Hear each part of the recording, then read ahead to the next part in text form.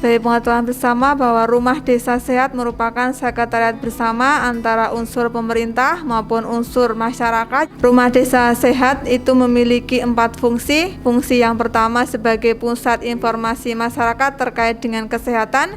Fungsi yang kedua sebagai ruang literasi kesehatan bagi masyarakat. Fungsi yang ketiga untuk sarana advokasi pembangunan desa khususnya untuk kesehatan. Lalu fungsi yang terakhir adalah sebagai pembangunan dan pengembangan kader pembangunan manusia. Kelurahan Kebonharjo di tahun 2019 terdapat 5 kegiatan Rumah Desa Sehat Kebonharjo. Yang pertama yaitu rembuk stunting. Untuk kegiatan yang kedua yaitu parenting PAUD. Untuk kegiatan selanjutnya yaitu refreshing kader PMBA. Untuk kegiatan rutin berikutnya yaitu konseling terpadu. Untuk kegiatan Rumah Desa Sehat yang selanjutnya yaitu pertemuan rutin pengurus RDS setiap triwulan sekali. Rumah Desa Sehat Kebonharjo juga bekerja sama dengan beberapa pihak ketiga dalam upaya pencegahan stunting di Kebonharjo.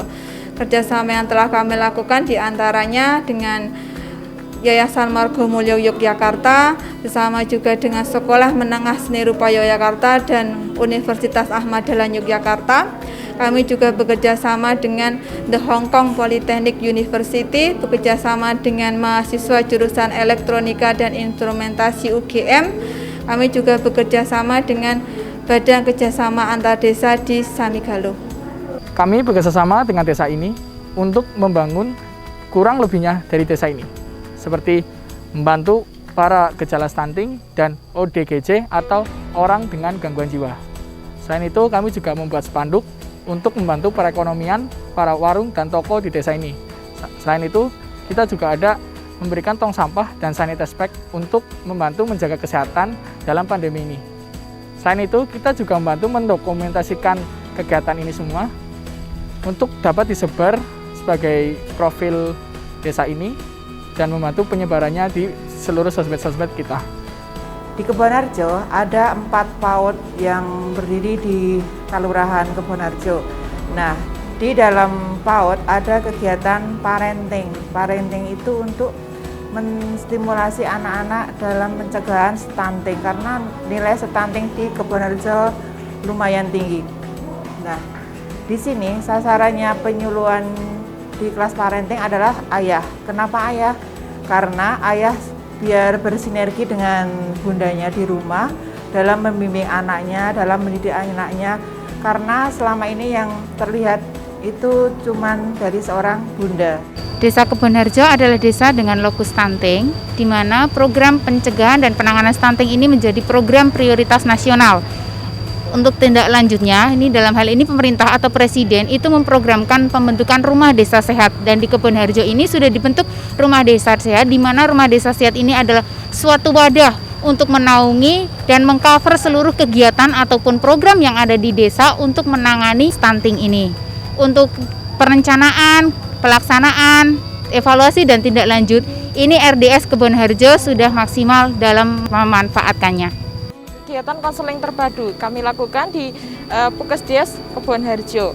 Yang pertama yaitu kegiatannya melibatkan 1 Bumil, kemudian yang kedua adalah Baduta. Kami juga melibatkan beberapa balita stunting di Kebonharjo. Kegiatannya ada kelas Bumil, kemudian konseling tergizi, kemudian kegiatan tanpa penjelasan PMBA. Kegiatan PMBA itu juga termasuk kegiatan dalam RDS, di mana kegiatan tersebut adalah kegiatannya kunjungan rumah. Kami melakukan kunjungan rumah untuk Baduta dan balita yang ada di Kelurahan Kebonharjo. Harapannya ada perubahan walaupun tidak secara singkat. Beberapa warga atau ibu balita sangat antusias sekali dan senang sekali mendapatkan kunjungan rumah karena sebagai bentuk perhatian dari pemerintah Kelurahan Kebonharjo, dan banyak sudah diterapkan kepada ibu balita, yaitu tentang bagaimana porsi atau frekuensi yang diberikan untuk balitanya. Dalam pelatihan PMBA sangatlah bermanfaat bagi saya dan teman-teman saya sebagai kader dan ibu balita. Yang pertama, kita bisa memanfaatkan makanan di lingkungan kita supaya anak-anak kita tidak stunting. Dengan menambah pelatihan PMBA sangatlah bermanfaat bagi kita semua. Dan di Desa Kebonharjo sudah ada pelatihan PMBA Dan untuk kader-kadernya berlatih di rumah untuk mempraktekkan di posyandu kepada balita-balita yang ada di dusun masing-masing. Dari dampak pelatihan BLBA untuk anak-anak kita di sekitar kita sangatlah baik, sehat, tidak mudah sakit, dan tentunya mencegah stunting. Ya, kami dari PKK untuk saat ini kami sedang menjalankan program khususnya yang untuk pembinaan keluarga sakinah yang tujuannya untuk mendukung kegiatan RDS di Kelurahan Kebonharjo yang intinya nanti dari keluarga sakinah nanti akan melahirkan keluarga yang harmonis sehingga dapat tercapai kelurahan inti untuk bebas dari stunting. PKK sangat mendukung kegiatan RDS dengan program kerjanya ada beberapa. Yang pertama sosialisasi tentang tumbuh kembang anak, kemudian kita selalu mensosialisasikan bagaimana membentuk keluarga yang mendukung untuk kegiatan RDS, kemudian kita juga melakukan kampanye tentang bahaya zat kimia terhadap makanan, terutama terhadap anak-anak balita, dan yang keempat kita selalu menggerakkan kepada masyarakat untuk memanfaatkan lahan pekarangan untuk menanam sayuran maupun apotek hidup. Salah satu misi dari Kelurahan Kebonharjo adalah untuk mewujudkan sebuah kehidupan yang sehat.